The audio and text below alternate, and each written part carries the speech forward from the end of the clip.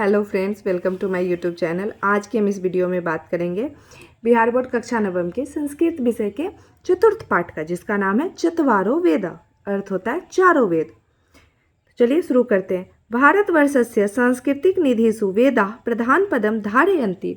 भारतवर्ष के सांस्कृतिक निधि खजानों में वेदों का स्थान प्रमुख है। संसारस्य उपलब्ध ग्रंथेषु ते एव प्राचीनतमः सन्ति। संसार के उपलब्ध ग्रंथों में वे ही सबसे प्राचीन हैं। भारतीय सर्वे अपि वेद संबंधेन गौरवमनुभवन्ति।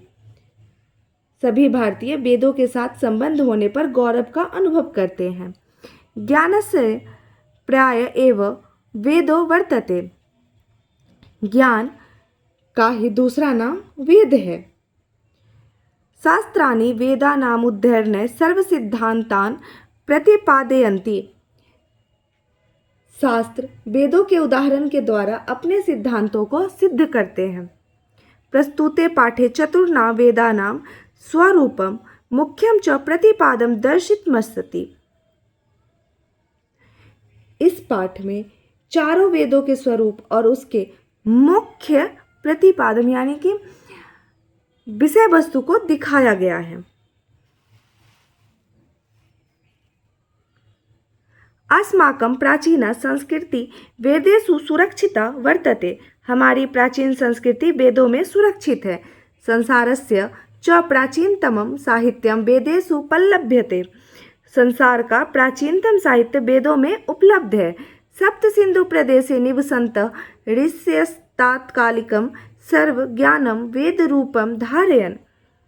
सप्त सिंधु प्रदेश में रहते हुए ऋषिगण तात्कालिक सभी ज्ञान स्वरूप वेद रूप को धारण किया है।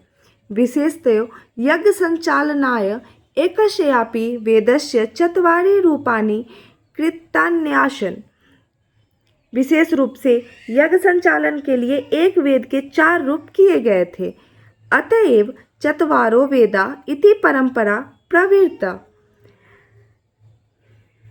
इसीलिए 4 वेद ऐसी परंपरा प्रवृत्त हुए। ते च वेदा ऋग्वेद यजुर्वेद सामवेद अथर्ववेद चेति सन्ति।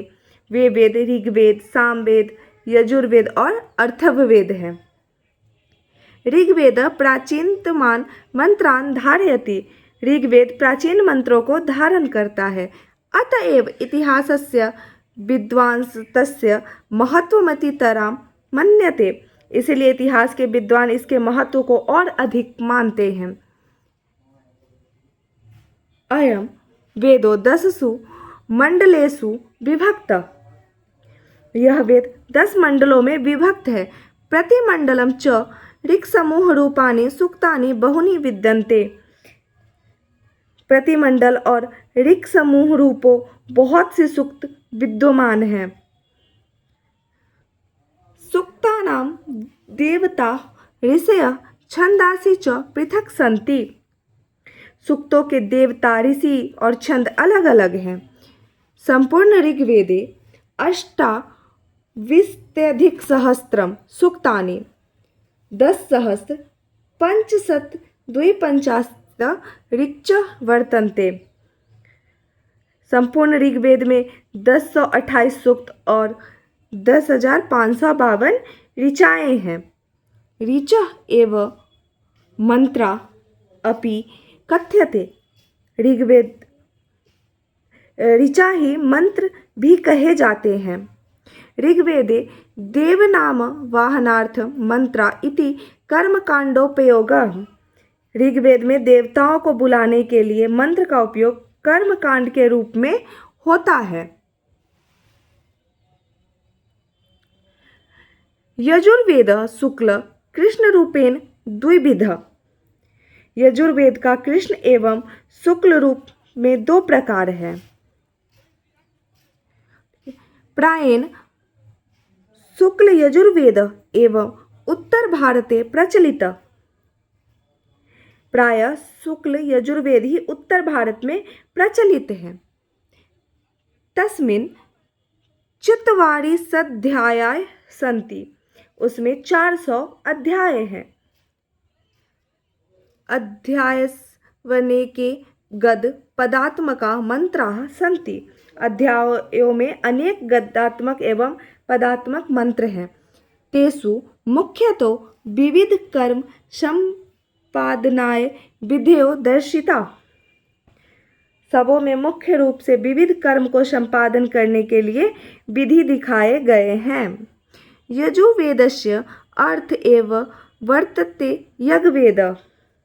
यजुर्वेद का अर्थ ही यज्ञवेद है।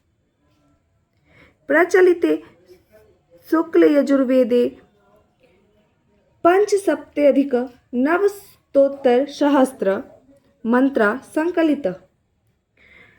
प्रचलित शुक्ल यजुर्वेद में 1975 मंत्र संकलित हैं। यज्ञेश्वस्य वेदस्य व्यापकः प्रयोग। यज्ञों में इस वेद का व्यापक प्रयोग है। सामवेद प्रायेण ऋग्वेदस्य ज्ञात्मकै मंत्रैः संकलितः। सामवेद प्रायः ऋग्वेद के ज्ञान योग मंत्रों द्वारा संकलित है। तत्र यज्ञे समाहुतानां देवानां प्रसादनम लक्ष्यमस्ति। वहाँ यज्ञ में बुलाए गए देवताओं को प्रश्न करना ही, खुश करना ही लक्ष्य है। प्रसादनम च गानेन भवन्ति। देवताओं को प्रसन्न करना गायन से होता है। अतएव सामवेदस्य गायका उद्गातारः कथ्यते। इसलिए सामवेद के गायक गाने की इच्छा रखने वाला कहे जाते हैं। भारतीय संगीतम सामवेदादेव प्रारभते। भारतीय संगीत सामवेद से ही प्रारंभ है। सामवेदे 1,875 मंत्राः सन्ति। सामवेद में 1875 मंत्र हैं। सामवेदश्च पूर्वार्चिक उत्तरार्चिक भागयोः विभक्त। सामवेद पूर्वार्चिक एवं उत्तरार्चिक भाग के रूप में विभक्त है।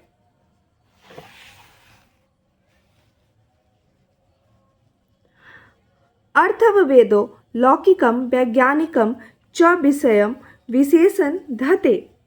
अर्थववेद लौकिक और वैज्ञानिक विषय विशेषण को धारण करता है। अयम विंशति कांडेषु विभक्त। यह 20 कांडों में विभक्त है। प्रति कांडम च सूक्तानि वर्तन्ते। सूक्तेषु च ऋग्वेदवत् मंत्राः सन्ति। प्रत्येक कांड में सूक्त है। सूक्तों में ऋग्वेद के मंत्र हैं। संपूर्ण अर्थववेदे